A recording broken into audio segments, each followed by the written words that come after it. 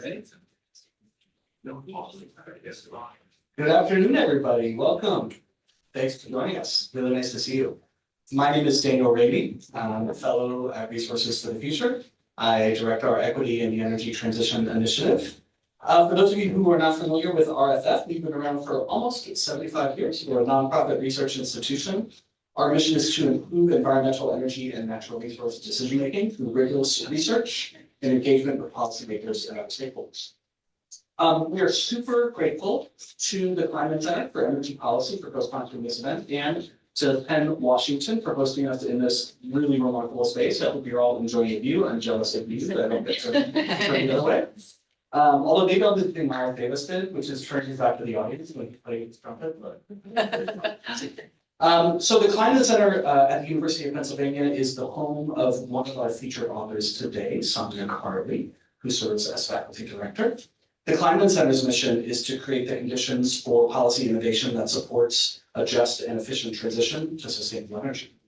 I'm super excited to host this discussion with these two wonderful authors who I've been lucky enough to collaborate with over the years, Sanya and David Konisky. We'll be talking about their new book, Power Lines, The Human Costs of American Energy in Transition.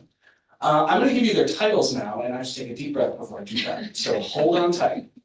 Sanya is a professor at the University of Pennsylvania, the Mark Allen Hughes Faculty Director at the Kleinman Center for Energy Policy, the Vice Provost of Climate Science, Policy, and Action, and the co-director of the Energy Justice Lab. But wait, there's more. She's also a university fellow at Resources for the Future. David is the Linton K. Caldwell Professor of Environmental Studies and Associate Dean of Research at the O'Neill School of Public and Environmental Affairs at Indiana University. And he's the other co-director of the Energy Justice Lab. You can take a look at the QR code on the screen right there if you want to read their full bios and check out all of their great work. Before we jump into the conversation, a couple of housekeeping tips. First, the restrooms are outside the suite, just past the elevators to the left. If you need them, there's also a water fountain up there. If you need re-entry into the space, there will be someone at the door to let you back in, so don't sweat it. The fire exit is to the immediate right when you exit the suite before the elevators. And last, we hope that you'll join us for the reception that will follow the event. We'll have snacks and drinks and conversation. Books will be available for sale and maybe even for signing in the pre-function area, so you can take a copy home with you. The run of show for the rest of our program is I'll ask Sanya and David questions for about 35 minutes or so, and we'll make sure to have at least 20 minutes of Q&A time for you all to ask them questions. So please be thinking about the questions you'd like to ask Sanya and David. So with that, let's get going. The first question I want to ask you is, you've written many great articles over the years, often in collaboration, sometimes not in collaboration. But if I'm not mistaken, this is your first book. So why'd you want to write a book? I'll kick us off. Thank you. Let me start by saying a lot of thank yous. Thank you, Daniel, for moderating. Thank you, everyone, for coming out. It's so good to see so many friends near and far, and new friends and past students and alumnus. It's really fabulous to see you all. Thank you to the Kleinman Center, and thank you to RFF for sponsoring this event. We're so appreciative, and thank you to Penn, Washington for also hosting us. Okay, to your question. Not our first book, but it is our first book together on this topic, and I'll say it is the culmination of about a decade of research together. So I'm just going to set the stage just a little bit. About 10 years ago, David and I'd like to say we were sitting down and we wrote it out on the back of a napkin, like people like to tell their story, but we didn't. We were brainstorming, not writing on a napkin, and we were thinking that we need to ask the question of what's happening in local communities and in households as it relates to our changing energy systems. So at that time, electric vehicles had just rolled out about 4 years before. They're still very nascent, like really burgeoning market. Their solar panels were not even on the nonlinear part of their growth trajectory, right? Prices were just starting to come down. Coal communities were just starting to change. Coal miners were starting to lose their jobs. And this is at a time, right around the time when then candidate Trump campaigned on fighting against the war on coal. And so we thought, well, what exactly is going on across the entire country. So we started a pilot program, and it was very small, and basically what we did is we went into a variety of different communities. St. Louis was one, Detroit, and in parts of Appalachia, and we just asked people questions. What are you experiencing? How do you see the energy transition? How are things happening on the ground as it relates to energy? What's your future hope? What are your jobs look like? And what we heard in those conversations 10 years ago was actually pretty extreme. It was pretty dire. We heard a lot of stories of feelings of being abandoned, of left behind, of entire communities facing hardship, of people feeling like their utility companies were not trustworthy and they could no longer pay for their energy bills, and things were only going to get worse, and they were going to be out not only of their ability to pay energy, but of their house as well. So that's what launched this long project, this decade-long project of us asking these questions in a variety of communities all across the United States as well as internationally. And this book then is a combination of all of these articles, but it's really just trying to kind of humanize the subject and weave together a storyline across all of these kind of imminent challenges that these communities are facing. Yeah, well, first of all, let me thank everybody as well who are behind today's event. A lot of people spent a lot of time putting this together, so thanks to everybody at RFF and at Penn for doing that. So let me add, books are hard to write. I much prefer writing articles. It's much easier to maintain coherent thoughts for, I don't know, 4,000 or 5,000 words than it is for 60 or 70 or 80,000 words. But some subjects really lend themselves better to books, and I think this is one of them. And so I think one reason why we wanted to put our work together in a book is that as we began to speak with people across the country in these different communities, experiencing different types of vulnerabilities to the energy transition, what struck us was the commonalities in those stories. And we really wanted to I guess elaborate and sort of amplify those themes, and you can do that much easier in a book form where you have the space to make connections, to make large arguments, and that is a big reason why the book sort of came together, was to both tell the specific stories, whether it's folks who can't afford energy or don't have access to new technologies, or people who are losing their jobs because legacy energy is starting to go away. But finding a way to do that, again, those commonalities are really important to us. I think a second reason for writing the book is that we wanted to share these stories, not just with our academic colleagues, but with the broader public. And this book is written in a way that is really targeted at broad audiences. There are no regressions. There are very few tables and statistics, but there are a lot of stories and case studies.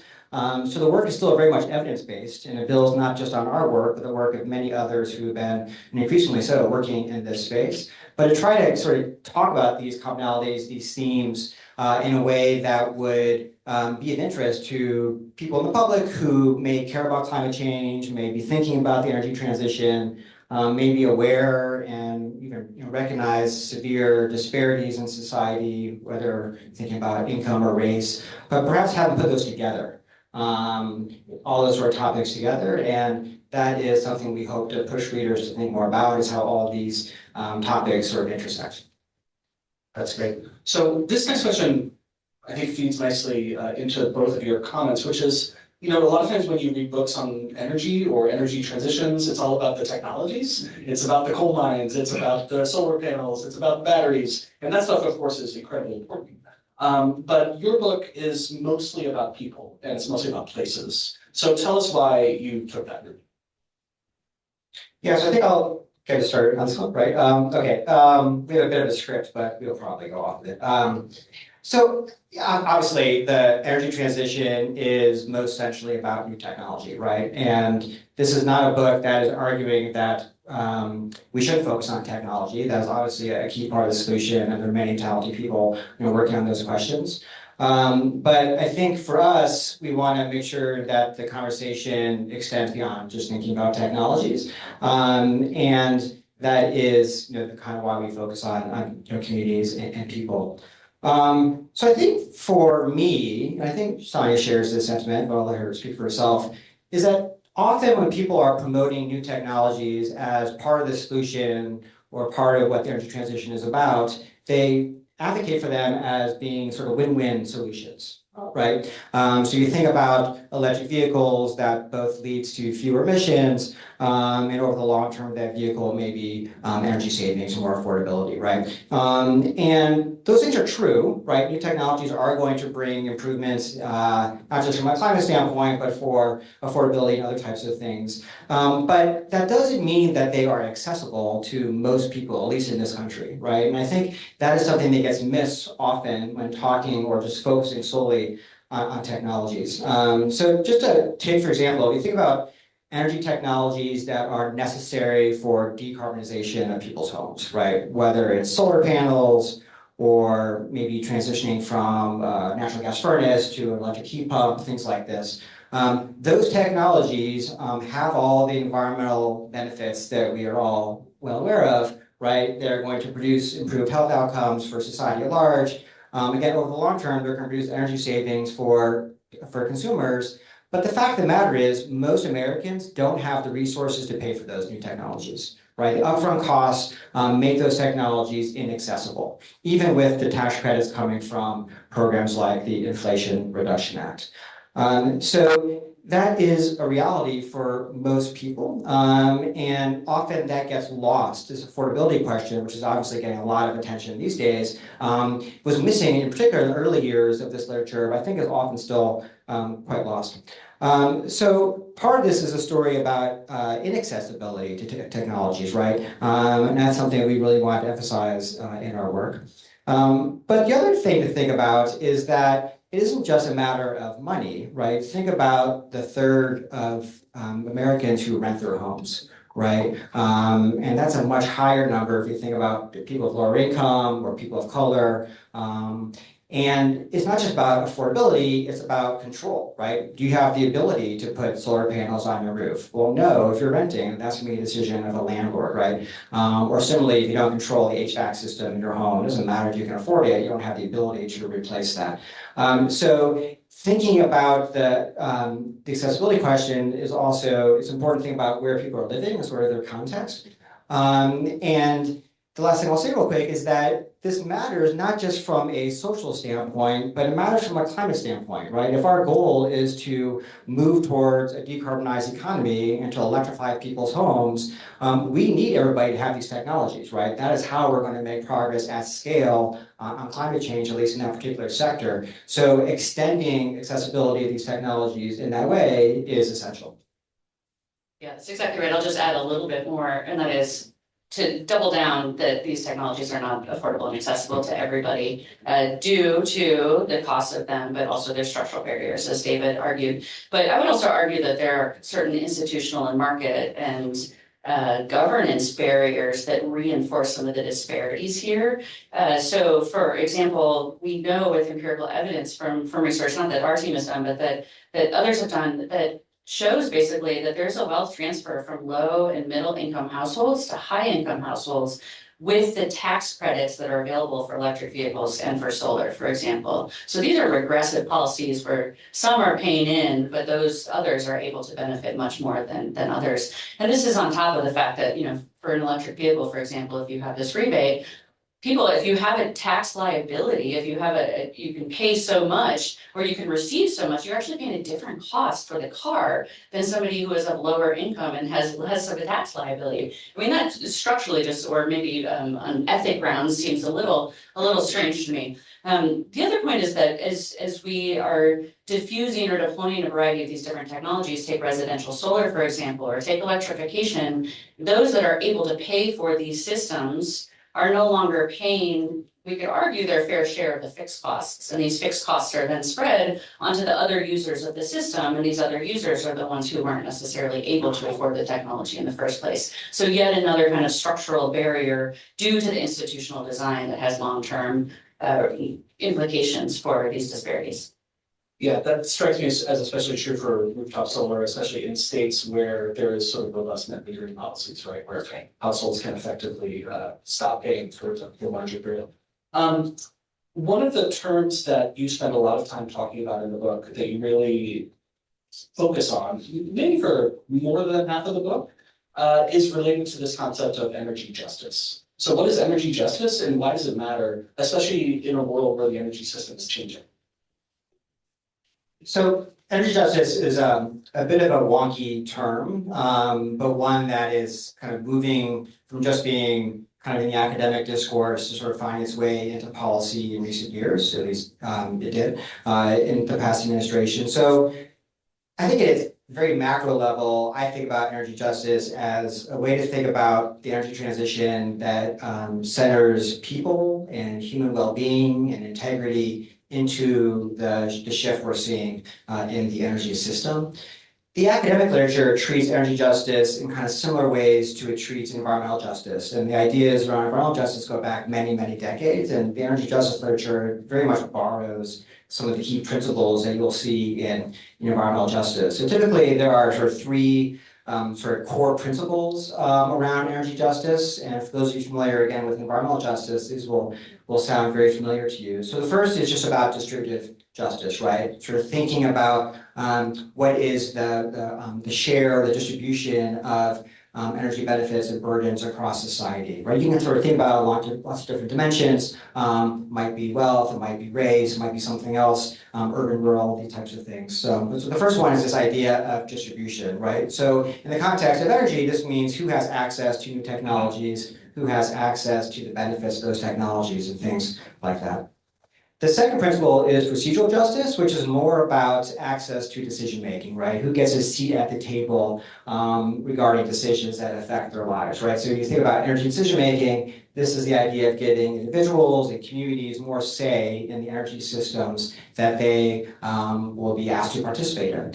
And then the third foundational principle is this idea of recognition justice, which is this idea that existing energy systems have already placed burdens on particular communities, and as we sort of think about future systems, we need to recognize those burdens and try to remedy them in some way. So that's kind of like the academic ideas that are behind energy justice, which we talk about quite a bit in the book. Personally, I tend to think about energy justice as being a bit of an aspirational goal rather than something we might be able to cleanly measure or to know when we've achieved it in any sort of systematic or specific way. And I think the core idea of the book is that the energy system, the current system, the future systems are inevitably going to create both winners and losers. And what energy justice is about is trying to minimize the number of losers, if you will, or at least find ways to help them along and cope with the changes that occur. Sometimes that feels or may sound pessimistic, right? That they're going to be losers in the energy transition, but I think it's, I don't necessarily think about it that way. I think it's just being practical and trying to understand that that's true of all decisions we make as a country or as society, right? And better policy, better interventions, find ways to help those individuals, help those communities to be better off in the end. Awesome. Maybe this is going over to Sanya next, but I'm wondering if you can give us a couple examples of energy justice or energy injustice in practice in the US. Yes, I love this question because it allows me to highlight one, or the main theme actually of the book. We have several sub-themes, but the main theme is that this energy transition will continue to perpetuate the haves at the sacrifice of the have-nots. So both these examples, I think, illustrate this point quite well. The first I'll pull from chapter 4, and that's thinking about the issue of energy insecurity and energy poverty in the United States. And just to set the context, about 1 in 4 Americans struggle to pay their energy bills and keep their houses at comfortable temperatures, hot enough or cool enough. And we know that millions of Americans are disconnected on an annual basis due to their inability to pay their bills. We also know that over half of all low-income households resort to different kinds of financial and behavioral strategies in order to get by, such as forgoing eating or medical care in order to pay their energy bills. So energy insecurity is quite a pervasive problem in the United States, as we argue, and a growing problem, especially right now as energy prices are rising. I mean, just to throw out a statistic, energy prices have risen over 30% in the past 5 years. It's rising faster than the rate of inflation. So in the book, we highlight the story of an individual, a native of West Virginia, who goes by the pseudonym in our book of Darren. And in this story, Darren has a small child at home. He has a disability. He's unable to drive. He's $13 behind on his utility bill and doesn't realize that as a result of that $13, he's been disconnected. He actually reports the lights going out because he thinks it's a blackout. And it's not until the nighttime when he sees the street lights on that he realizes that he was disconnected due to this $13 over balance essentially. And now the broader context is that Darren recently had smart meters installed. He didn't choose to, but the utility company installed them, and his bills went up $60 as a result. They were able then to disconnect him remotely, so he did not receive a notification. He was just disconnected, and he realizes that night in February that he and his child are in a house without any power. So we tell this story of Darren and the efforts that he needs to go to help secure a safe place for his child where he can't even drive. The efforts that he has to go to try to get in touch with the utility company, for example, where they can't find his account anymore because his account has been entirely removed and it's now gone in the system. So he can't advocate for himself to reinstate essentially this account. Darren is filled with incredible shame. This is somebody that we spoke with in interviews. He's so shameful that his child is in this environment where they no longer have food in the fridge and where they'll be cold and that they have to stay at somebody else's house. I'll cut to the chase. In Darren's story, he actually had a friend who was part of a parish, and the parish had resources available to help pay for bills. And so even though he wasn't a part of that church, they helped him. They called it in and they turned his lights back on. Actually, I will say, they called it in, his lights didn't come back on until he called 3 days later, confused as to why it hadn't been reinstated. And it turns out that he needed to be the one to trigger the account to come back online. So multiple days did he live in this environment, still disconnected. So this is one story of the have-nots in America who can't pay for their energy bills. Now, maybe I'll try to not be so long-winded. Sorry. A second example is in coal community, coal country of Appalachia. As I noted, we've done field work in Appalachia, and we spoke to a variety of coal miners and others who work within these communities to really ascertain some of the challenges that they're facing as they're transitioning their economies and as the coal mining jobs are essentially closing out. And what we heard in short is that as coal mining jobs disappear, so do other jobs within these communities. And so too does the sense of identity within the community, the sense of kind of cultural connection, as half, if not more, of the members have to leave in order to go seek out other work, in order to seek out new schools because the schools have closed, because the teachers are no longer available to teach the students. What we heard in these communities were deep feelings of being left behind, feelings of for a long time giving their lives, their lungs, so much of themselves and their environment to the profession, to coal as an industry, because America demanded it for so long, and that as America is now deciding to move away from coal, that they feel left behind by the rest of America as well. Could I add something? So one of the chapters in the book is chapter 2. It's actually the chapter that the reviewers disliked the most. But we insisted on it, right? One of the things that often is thought about when people reflect on our work is that we're just sort of telling this negative story about those who are vulnerable to the energy transition, which is true. But we think it's important. But one of the things that struck us in our research is that it is the same communities, the same individuals in the American context who are likely to find themselves kind of on the downsides of transition, who are already on the downside of the current energy system, right? So it's sort of exacerbating these disparities, as Sanya had noted. So what chapter 2 of the book does is it reminds ourselves, reminds readers that the current energy system that we have produces really disproportionate burdens on people of color, people of low income, on energy extraction communities. And these same communities are the ones that may be, again, kind of feeling the brunt of the transition. This is part of that idea of recognition justice that I was talking about, which suggests that as we think about the future, it's important to also be super attentive to the past and to the existing system. So while reviewers didn't like that we were telling this story, they thought it was kind of well established and well understood, we thought it was particularly important in the context of our work to have that as the foundation, as a starting point. And the stories that Sanya was sharing, but those are people, those are communities that have already been kind of feeling the downsides of the transition. And it's really a continuation rather than the start of something new. So I'm going to pick right up on that thread, and I'm going to push you guys, not on chapter 2, but on a section of chapter 3, actually. So as you know, I spend a lot of time traveling and talking to people in oil and gas producing communities, coal producing communities. So I've heard a lot of these perspectives as well. And I've heard many of the environmental concerns you articulate really well in the book. It's an absolute challenge in a lot of communities. But there's a section of the book that struck me, and I just want to read one sentence on page 66. So fracking operations have also been found in some regions to encroach on the traditional way of life and conception of place, one marked by agricultural operations, rural landscapes, and peacefulness, leading one scholar to characterize fracking operations for host communities as a destroyer of human flourishing. So I'm imagining going into a bar in Midland, Texas, and reading that sentence to someone, and I think I would get a pretty puzzled look.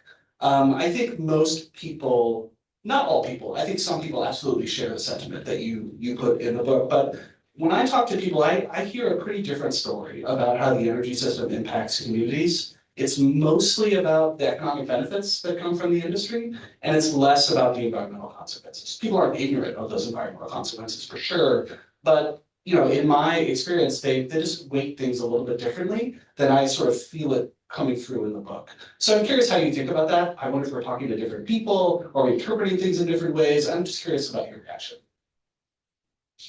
I haven't frequented that bar, so I don't know. There's a lot of bars.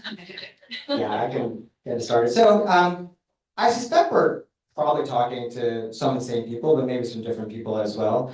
Sanya noted very early on in our research, we did focus groups with coal miners in Appalachia, and part of those groups were people who were participatory or participating in transition programs, like reskilling, retraining programs, as they were trying to think about a future economic livelihood for themselves and their families. So it's possible that part of what we heard was very much influenced by those early conversations. What we heard from coal miners, and maybe this is different from some of the communities you're talking to, Daniel, was a recognition that, and maybe a frustration, right? That they certainly had a lot of pride and a lot of celebration in what they feel like they and their families and their communities have contributed to the U.S. energy system, right? There's a lot, as I mentioned, coal is part of the identity in these communities. It's not just a job or an occupation. And what was really clear from the conversations was that they were hurt and resentful that they thought the country was making decisions to kind of move away from what had produced this sort of quality of life that they enjoyed, and from the pride that they really took in their work and in their communities. So I think what was really interesting about it is they sort of expressed these feelings of resentfulness, right? That somebody else was making these decisions for them. But to your point about the environmental impacts, it wasn't just environmental, it was also the human impact, how they physically were debilitated from working in the mines, and how it led to shorter lives for members of their families. I think maybe the difference is that we heard them, so they see it as a trade-off that they're willing to make, one that they were, again, prideful about. And it was kind of that's kind of where the resentment was coming from, was this idea that they had given a lot, and now they weren't being invited to participate in the future energy system. So I think that's part of it. So it might be a coal versus gas or oil type thing. But we also had conversations with people kind of working in adjacent organizations who are really advocating for a different economy for parts of Appalachia. And these folks were probably giving much more weight to the long-term environmental impacts of coal mining. Mountaintop coal mining, whatever you think about it, is extraordinarily destructive. It changes landscapes permanently, and it contaminates water resources. And it was unmistakable that people really thought that that was a tragedy, right? Those are really impactful things. So I think maybe both things can be true depending on context. And maybe coal's a little bit different, at least when we were talking to folks, because there's an industry on decline. I'll just add a little bit. I really appreciate the question. I think it's spot on and very provocative. I think this this also hits on another sub-theme of the book, which is that these communities on the front lines face incredibly difficult trade-offs and have for a very long time. So I mentioned when talking about energy and security, the heat or eat dilemma, right? The trade-off between how you can actually pay for your bills. Other trade-offs within coal communities are about their environment or the preservation of their water, for example, and having jobs. So we tell the story in the book of Jason Walker, who was featured in the Washington Post, of an individual in West Virginia when the coal mining company moved from underground mining to mountaintop mining. And in that process, the debris filled the waterways and the water turned dark brown, like rustic, very concerning color brown. And Jason was actually told that if he were to wear the clothes that were washed in this brown water outside in the sun, his clothes could start on fire. I mean, it was that toxic, right? And so Jason thought, well, clearly this means that my entire community is against this, we should fight back. And what he learned is that different people face these trade-offs in different ways, or rather they weigh the trade-offs differently, where some people in the community said, absolutely not, we're not going to fight back. We will take this water and we will go and buy bottled water when we need to, because these are our jobs and this is our livelihood. Whereas those with Jason and you know the group that was forming with him were absolutely vehement that they must have clean water going forward, and that if that meant the sacrifice of jobs, then that was okay. The other thing I'll just point out is I think there's a difference, there's a temporal issue here, right? So not to presume, but people hanging out in this bar and fracking community, hopefully they still have their jobs, right? And it's during a time of economic strength. And I think there's a difference between communities that are facing economic strength and economic decline. And we were talking to people that were in this state of economic decline that might not have been prepared enough for the reality, the future reality of their circumstances, where they might have, sure, they were willing to deal with the trade-offs of, you know, getting black lung disease, for example, in order to mine, or dealing with the water contamination in order to have the jobs. But once the jobs disappear, that's no longer a sacrifice that they were able to make, and they didn't feel prepared in that transition. That's great. That all makes sense, and I think this is something that I think we'll keep talking about for years and years probably. Let's see. We are running short on our sort of prepared time. So, do you want me to ask the wind question or the policy question? Hopefully, we can do both. But if I had to prioritize, which should I prioritize? Show of hands. Okay, vote for wind. Vote for policy. Of course, policy is. All right, so we are in an environment where, you know, right over there, there's been a lot of changes to, it's getting pretty. Look at how pretty that is. Yeah. Now I really want to take my life. So policies are changing. We've seen a lot of changes at the legislative level and in the executive branch. But you know, there presumably will be a time when there is interest again in moving forward on climate policy and advancing an energy transition. What are some of the lessons that you think we've learned over the last 4 or 5 years, or whatever time period you think is relevant, when it comes to implementing policies that can effectively reduce emissions and do so in a way that's equitable? Okay, I think I can go first. So I think this is a really hard question to answer, because I think so many of the policies that came out of Congress and the past administration didn't really have enough time to fully materialize. So it feels a bit premature to evaluate them as being successful or effective or anything like that, at least using sort of common metrics. I think it's fair to say objectively, it was quite extraordinary the extent to which the past administration centered these issues in everything it did, right? Whether we're talking about decarbonization, whether we're talking about environmental energy justice, President Biden and the administration used to talk about this whole government approach. I think that is not just lip service, that is actually true. It was a full-throated effort to incorporate these ideas throughout the administration. And I wish we would have had a couple more years to sort of see those programs kind of unfold, because I think then we would have been in a better situation to kind of evaluate their effectiveness. So that's the first thing to say. Maybe the second general thing to say, and then I'll turn it to Sanya, is that I think things like the decarbonization efforts at the Department of Energy, all the programs they put forward, things like Justice 40, I think it's also fair to say they were pretty slow to roll out, right? And they're slow for good reasons, because the administration was trying to do things the right way, right? Centering people, centering individuals, taking the idea of procedural justice very seriously. And, you know, there also were very big consequential programs, so there was a lot of money that had to go out the door. I think in retrospect, that slow implementation kind of created a lot of sort of indecision at times, and it didn't kind of get those programs moving so they could get some momentum. And that allowed there to be kind of the buildup of backlash. So I think one lesson, which is not specific to particular policy, is trying to find ways to do things faster, and maybe take some lessons from the current administration and be willing to break some things along the way. And then maybe, you know, try to put it back together at a later point, right? So I think they're going to be interesting sort of philosophical questions about not so much substance, but about approach, and whether or not we want to start utilizing things like emergency authorities to pursue these types of goals. And that may make some people uncomfortable, but may be necessary to kind of move the needle. Maybe we'll call it a green new Doge. No. Yeah, no, we didn't. So it popped into my head. Yeah. Okay, Simon. I'll just give a few concrete examples, and this might just be personal taste, but things that I thought were particularly great with the last administration.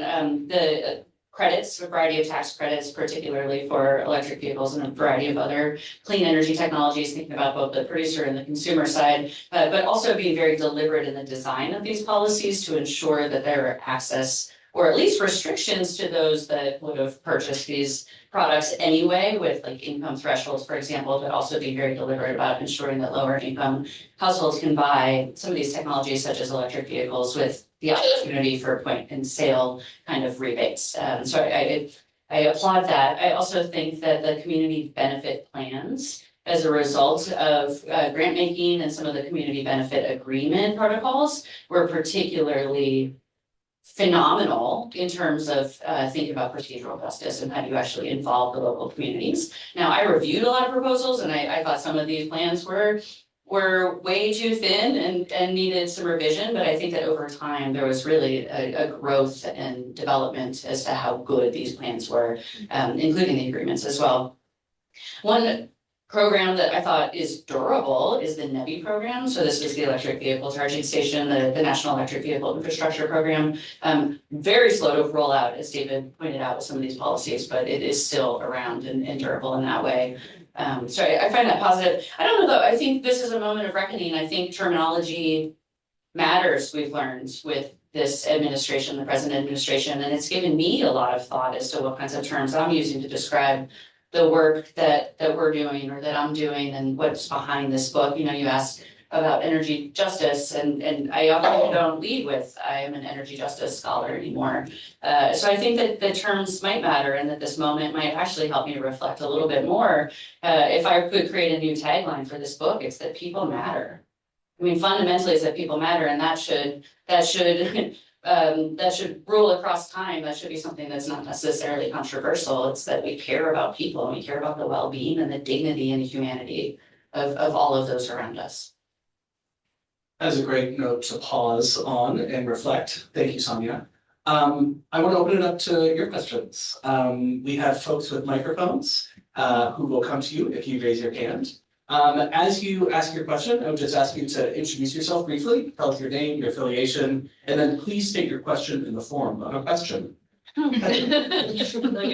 this is so great. Thank you so much. I'm so excited to be here. My name is Heather Boucher. I'm a new professor of practice at the Kleinman Center for Energy Policy.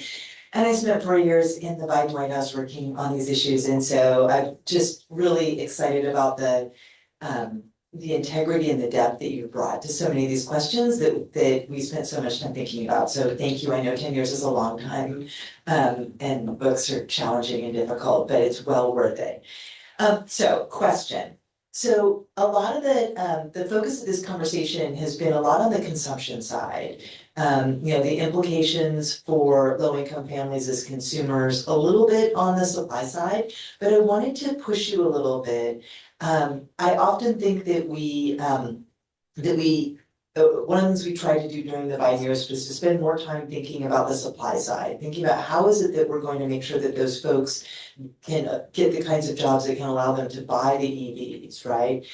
Or to do all of the other things. And just curious how you think about that in the book. And that gets a little bit to the tension that Daniel talked about people need the jobs, but the environment, but there's also you know, are you thinking that it has to, I mean, this is a leading question. So one is just supply versus demand, and then the second is, you know, are we trapped too much in the idea that you have to replace every dirty energy job with a clean energy job? And how should we be thinking about that, especially given we might see the need for more job creation in future years, given the way the economy is headed? So there might be some opportunity to think about that. So kind of pushing you on that contrast. Thank you. I'm happy to kick us off. I mean, first on the jobs point, we actually take umbrage with this in the book. We talk about just campaigning on the platform of jobs is a little misaligned. I mean, if we really care that much about jobs, we should build a widget factory here and then a widget factory right next door. And we've accomplished the objective, right? But we think that it's so much more important to think deeply about the people and the livelihood again. So it may not be a job here and thereby a replacement in the next place. Your point about the production side, I think, is very important. We address this through very specifically a chapter where we follow the life cycle of the electric vehicle and the battery, both the electric vehicle as well as the battery within it. And we start with where are we mining the critical minerals? And then we move to where are we manufacturing these jobs, and not just where, but what are the conditions surrounding these circumstances, on to who is actually able to afford and consume, and then where do we store the electronic waste as a result of, you know, at the end of the life cycle. And what we highlight is it's actually at the tail ends, the beginning and the end, where we see some of the most extreme challenges and disparities in terms of environmental pollution, for example, and labor standards that might be non-existent, very dangerous labor conditions, and that we need to think deeply about those sides of, or those parts of the production cycle. But one thing that we actually haven't talked about yet is that we, in the manufacturing part of this life cycle, we talk about American heartland, the Midwest, and our auto manufacturing enterprise. And that's some place where we did a lot of interviews and focus groups as well. And so in the book, we talk about some of the same themes of feeling like the jobs aren't available to the current auto workers, that the companies are moving down south, they're abandoning them, they're shuttering the factories, they're essentially upending these communities, and that they believe, similar to the coal communities, that they have devoted so much of their lives to the mission for their company that they are the ones that deserve to build that next American car, but they know that they'll be left behind. Let's turn it back to the audience. I want to actually just, we'll go here and then let's line up our next questioner. Who else would like to ask a question? In the front row. Hi, I'm Shelley Batisha. I work at the Natural Resources Defense Council. I've done many decades of work in this space and stood up the organization's People and Communities program. So I'm like 100% on board with the lens that you're looking at, and it's really, I appreciate the kind of rigorous documentation. I think it's been missed. The question I haven't read the book, so I don't know if you talked about this in the book, but we're in this moment now, and admittedly you've been working on the book for a decade. We're in this moment now where a really significant portion of the population of America is asking for government to make things better now. Material benefits. And, you know, many of the folks who are part of the climate movement or the energy movement are using this kind of framing that clean energy is cheap energy. But so much of what I've seen, and it sounds like it could be also borne out by your research, is that there are very few incentives for the utilities or the public utility commissions to actually make the cost of utility bills less burdensome. And is that something that we could turn our attention to? Because I guess I'm kind of coming in with an assumption that we can say, market forces and permitting and all of that work to our favor to build just tons of new renewable energy. But, right now, for instance, the tech companies that are asking for data centers aren't paying their full share. And they're bringing environmental harms to the surrounding community. So is there like a different way, like when we center people and their bills, does that bring up different ways of solving the problems? Sorry, that could be a little out of your lane, but. No, I'm happy to try to respond. So maybe I'll start by saying, I think what has been true in recent decades, I think multiple decades, is that those who are most concerned about climate change and want to see us transition away from fossil fuels to renewable energy, assume that everybody is on board and everybody wants this with the same intensity in the same way. And I think a hard lesson of recent years that is not the case, right? So this is my chance to talk a little bit about wind, and I'll come back to the affordability question, right? So Sanya and I have done a lot of research, not just part of this project, but other work where we ask Americans about their attitudes towards different energy sources, not just renewables, but fossil fuels and the rest. We spent time in communities talking to folks who are considering new infrastructure projects, whether they be solar farms or transmission lines, these types of things.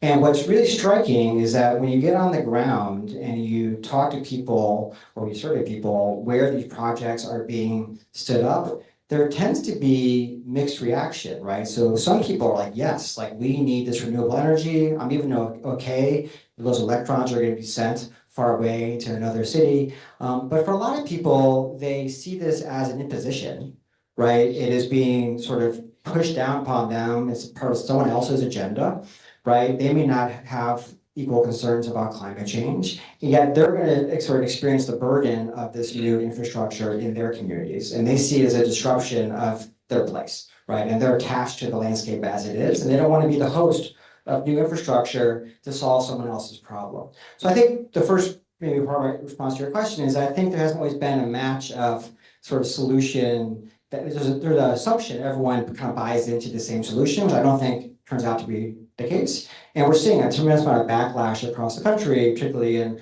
the Midwest, the rural communities, where people are putting in these ordinances and these restrictions against the siting of new wind farms and solar farms as a result. I think that's part of it. On the affordability question, which I think is kind of this part of what you're saying as well, I think that's actually a different dimension that has historically been talked about in the climate and energy transition context. And maybe it is actually something that people will find more consensus around because historically energy prices actually have kind of moved through the American public in similar ways across party and these types of things. So I think this emerging affordability agenda, with or without the AI data center component, actually may provide a different perspective that could lead to more consensus on policy, whatever that looks like. Thank you. It is going to be so interesting to watch. I've talked with colleagues before about how everyone knows the price of gasoline at all times, but most people have no idea what their electricity rate is. That might be changing now in a way that puts this issue on the front burner. Please go ahead. Thank you both so much. I'm Marissa Knodel. I'm currently with the Beyond Carbon Fund, and I was at Interior for the past 4 years working on these issues. And one of the tensions that we often experience with trying to embrace justice issues, especially the procedural justice aspect and more community participation, is the tension of that with trying to move big things quickly, especially like offshore wind. And so I was wondering, especially as this abundance rhetoric ramps up, I feel like that tension is only going to continue to increase. So just your general thoughts on the participation aspect of things with trying to move quickly with the energy transition and other climate policies, and if there were any examples in your research of where that actually went well, where there was like a good community participation and it resulted in a successful project.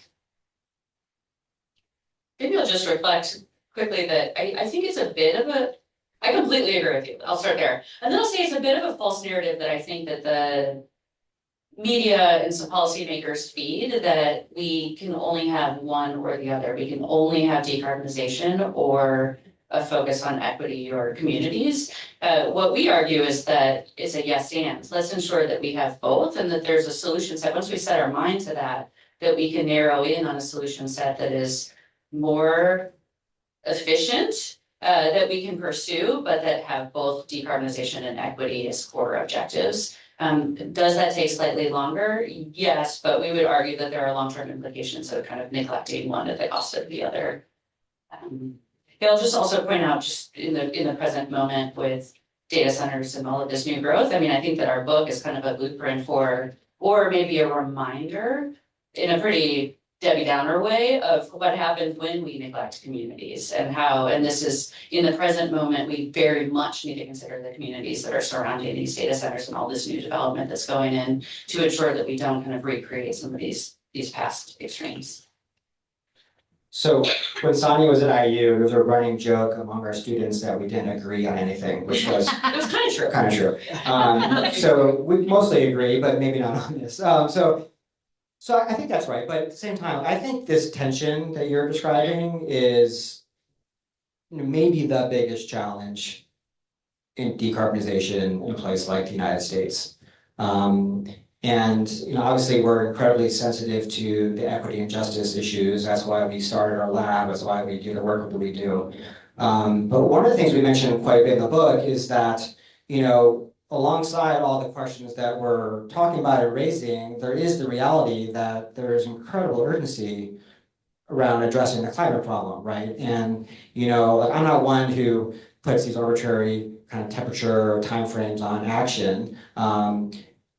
That's fine if people do, but that's not how I look at it. But it is urgent. And I think there is a bit of a tension at times between trying to do things fast and trying to do things in a way that is inclusive, participatory, that is engaged with communities, that reflects their concerns. And we've got to do a better job of finding a middle ground, right? And I don't know if anyone's quite solved that sort of thread that needle, to use that metaphor. But one concrete example of where this has worked, like there are examples of wind siting in the state of Michigan. This is actually not work that we've done, but others, that shows pretty definitively that if you involve communities early and often in siting decisions, even those who are more skeptical about the technology, just in general terms, become much more accepting, right? Much more engaged, much more trusting of the developers, trusting of the government agencies that are siting or permitting these facilities.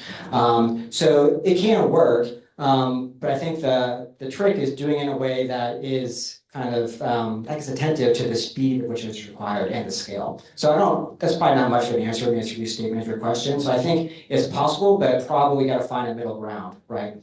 And that's hard. Thank you so much for doing this. My name is Julia Greensfelder. I'm with the Sustainable Energy Environment Coalition, or SEEK Institute. And under the previous administration, I was at the State Department and USAID. And so I'm curious, kind of zooming out from an international perspective, at COP30, we spent a lot of time speaking with parliamentarians, particularly from Europe, who were focused on tackling similar affordability challenges and tackling similar dynamics to those that you mentioned. And at the same time, despite everything happening here, we heard from them and we heard from parliamentarians across the global south as well, that they're still looking to the United States for leadership. It might just not be the federal government. And so I'm curious, kind of what lessons in leadership do you think you learned from your book and that we could share potentially with partners around the world? As you prepare your response, I just want to say we're going to have time for one more question, and then we'll get to go out and enjoy our reception.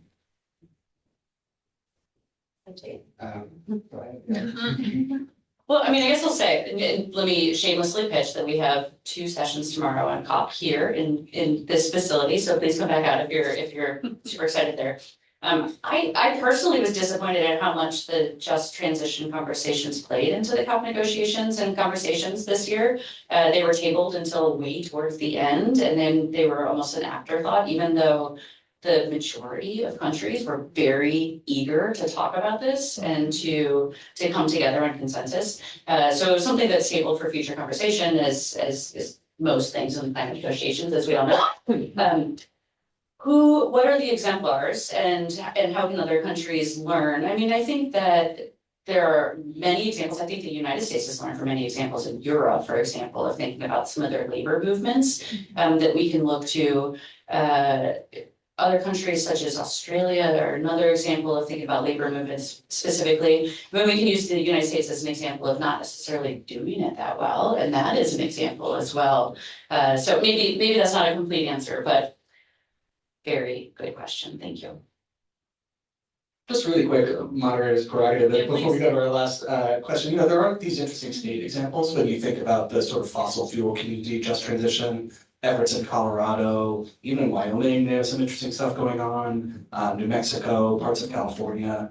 So I think they're at the state level, as you say, there still are real opportunities and examples of leadership. That's great. So we're to our final question here. And you know what I've noticed? You haven't said the name, when you write a book, you're supposed to say the name of the book over and over again. Power lines, power lines, power lines. Please go ahead. Hi, I'm more qualified. I'm the director of the National Energy Assistance Directors Association. Represent all the state low community programs. And I track energy prices very closely. And one thing I think might lead to a change in thinking, between 2015 and 2021, the energy prices were flat, especially electricity. Some years it went up with inflation, some years it didn't even go up as fast as inflation. But since 2021, prices have went up much faster. And it's now become an issue in the media. But what's interesting, I think, is that for the first time in a long time that I've worked in this area, it was an issue in the New Jersey gubernatorial campaign as well as the Virginia campaign. And people are noticing, not just the poorest families, but middle-class families are noticing their electric bills. And unfortunately, we have a path forward for the next couple of years of continuing rising electric bills. And I think that might get people to start thinking about it. They still might not know what their kilowatt hour charge is, but they're remembering what it is they pay. And there's a certain amount of anger being directed towards, still I think people aren't quite sure who to direct it towards, but I think towards the governors. The governor of Pennsylvania has been talking about this constantly. They want to show they're on top of it. So I think there might be an opportunity to use that to help politicians think about how do we help people who are both low, moderate, even middle-class families deal with electric prices and energy prices in general for their home. Do you want to reflect on that, or does that give us time for one more quick question? I completely agree. Do we have one more quick question? Sure. Oops.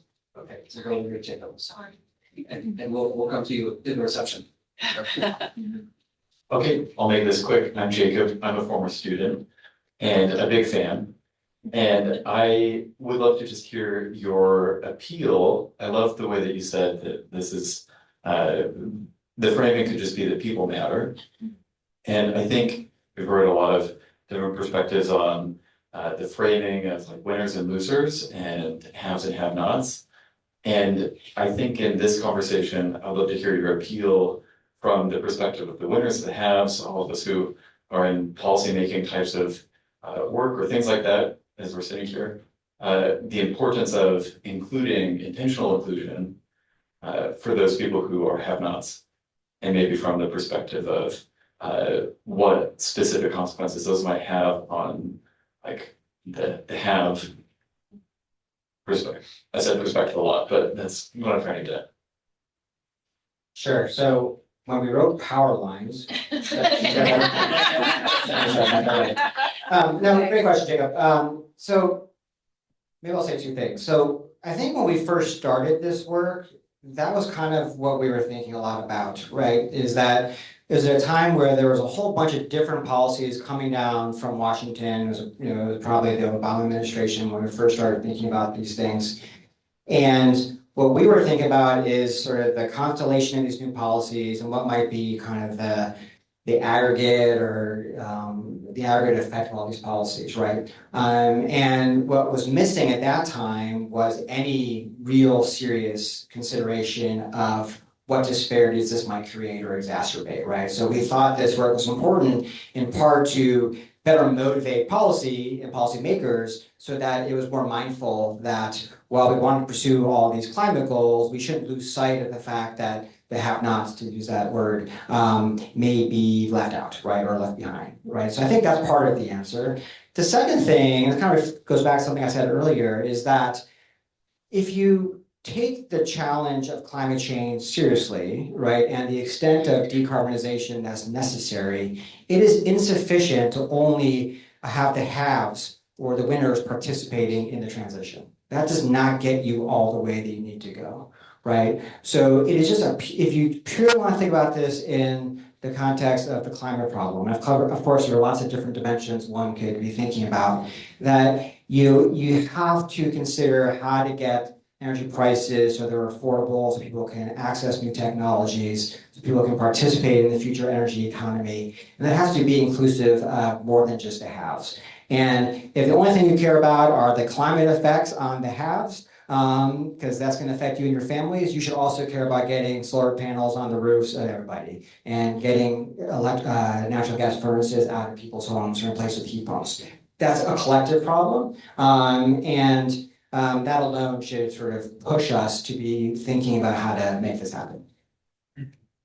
I'll double down. I was going to make this the exact same point. I think we can also, in addition, we can think about ethically, we can take a Rawlsian perspective and say that we ought to. There's a normative argument for why we should ensure that everybody is a part of this movement. Jacob, I know that you were a stellar student in my class, and I feel like I had an accomplishment in that I always ask my students, well, why do we care? Can you articulate why should we care, right? So thank you for asking why should we care. And so I'll make that argument, I'll make the decarbonization argument, but then I'll also say that there are deep and long-standing social and political implications of some of these big shifts in society where entire communities feel like they are being ostracized or left behind or being economically abandoned. And that has long-term implications for, I would say, the structure of our political system and the structure of our society. Very, very poignant note, Emma. Thank you, Sanya. Thank you, Carley. Thank you, Kleinman Center. Thank you, Penn Washington and RFF. We really appreciate you all being here. Let's go enjoy our reception. Thanks, everybody. Let's go out.